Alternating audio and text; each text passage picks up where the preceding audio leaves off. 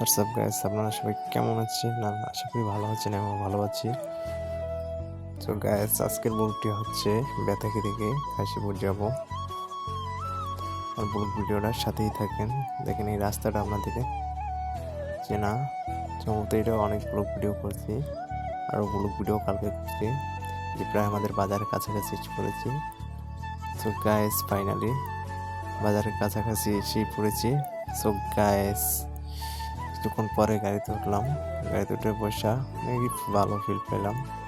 মামার রকেটের গতিতে গাড়িটা টান দিল, পুরাই চমলক্ষ।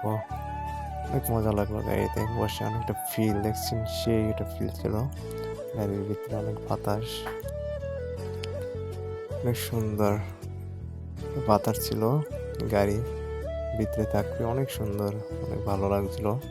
সো গাইস, ফাইনালি আমরা পাগলা নদীর কাছাকাছি এসে পড়েছি।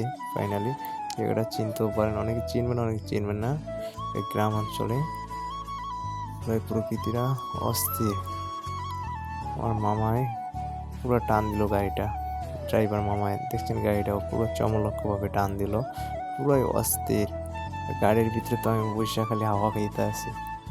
কি সুন্দর দৃশ্য, পুরোই চমলক্ষ লাগলো। একদিন যাত্রী ডাক দিল, তারপরে গাড়িটা থামালো, যাত্রীরা নিয়ে টান দিল। সো গাইস, এখন আবার রওনা দিল আমাদের গন্তব্যস্থানে। দেখেন প্রায় এসে পড়েছি। সো গাইস, ফাইনালি চলেই আসলাম। সো গাইস, এখন যাচ্ছি আমার বোনের বাড়ির দিকে। সো গাইস, আজকের ব্লগটি এই পর্যন্তই। ভালো থাকবেন, সুস্থ থাকবেন। থ্যাংক ইউ সবাইকে।